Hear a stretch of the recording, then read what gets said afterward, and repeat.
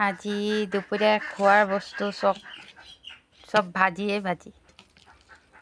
এইটো হ'ল শাক ভাজি আৰু এইফালে আছে বেঙেনা ভাজি। বেঙেনা ভাজি কৰিছোঁ। এটাই লাগে, এটা দিওঁ। খাবনে?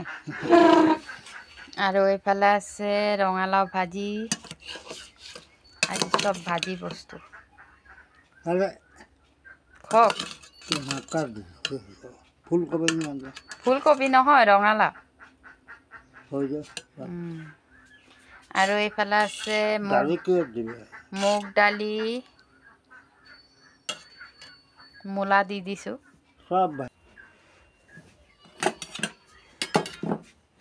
আপোনালোকৰ ভাত খোৱা হৈ গ'ল নেকি? আমি এতিয়া খাবলৈ লৈছোঁ। মূলা ইমান নাখায়।